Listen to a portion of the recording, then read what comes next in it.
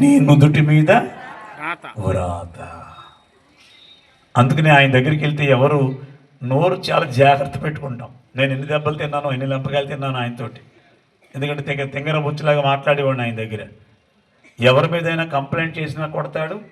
ఈ నోట్లోకి వెళ్ళేటటువంటి ఆహారం పట్ల అశ్రద్ధ ఉన్నా కొడతాడు ఆయన.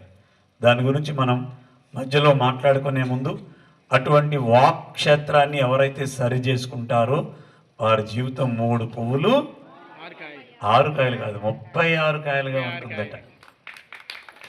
ఆ వాక్, చిన్న వాక్ను సరి చేసి పిల్లలు ఏదైనా అల్లరి చేస్తే చీ అదవా నువ్వు ఎందుకు పనికిరావు, నువ్వు నీకు చదువు రాదు, నీకు సంజలు రాదు, నీ బతుకింతే, అడుక్కు తింటావు, ఇలా మాట్లాడతారు కొంతమంది తల్లులు. అరే నీ వాక్కి ఎంత పవర్ ఉందో నీకు తెలియదు. తీరాడు ఎందుకు పనికి రాకుండా పోయి నిన్ను తీసుకెళ్ళి అనాథ శరణాలయంలో పెట్టినప్పుడు అర్థమవుతుంది, ఆ వేళ నేనే కదా వీడికి శాపనార్థాలు పెట్టానని. అందుకని మీకు వ్యాపారం ఎలా ఉంది? నిజంగా ఆ వేళ బోణీ అవ్వలేదు, షాపు బోణీ అవ్వలేదు. ఎవడో వచ్చి నారాయణకి గడ్డంగా అడిగాడు వ్యాపారం ఎలా ఉందని. అప్పుడు ఏం చెప్పాలి మనం? చెప్పండి గట్టిగా, చాలా బాగుంది. వాళ్ళు ఏమన్నారు? అరగంటలో బేరం వస్తుంది. కానీ మనం చెప్పాం పోద్దు ఏదో ఏది వేస్ట్. అమ్మ పెళ్ళైంది కదా, కోళ్ళు ఎలా ఉందంటే చే ఎందుకు వచ్చిందండి అదో చిచ్చి చిచ్చి. అరే నువ్వే నీ నోటితో చిచ్చి చిచ్చి అంటుంటే నీ కోడలు నేను ఎలా చూస్తుంది?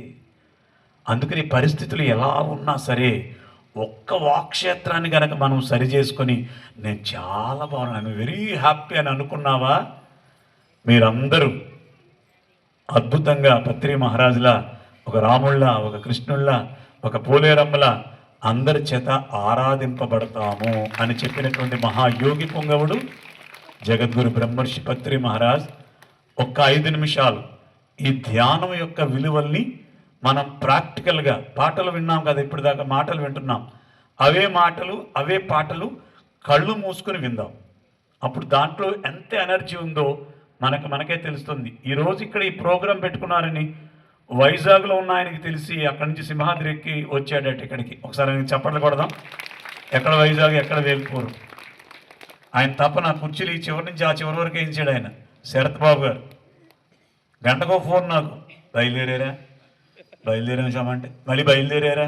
ఎంత తపన చూడండి.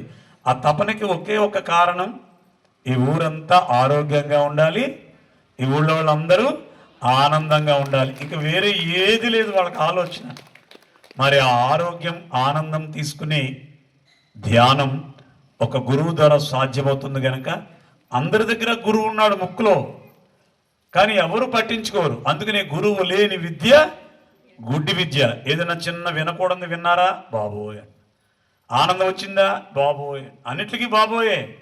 ఆ బాబోయ్లు కాస్త దూరం చేసే గురువు ముక్కు దగ్గర ఉన్నాడనే విషయాన్ని తెలియజేశాడు పత్రి మహారాజ్. ఆ గురువుని ఒక్క 10 నిమిషాలు ఇప్పుడు గమనిద్దాం. కళ్ళజోడు తీసేద్దామండి.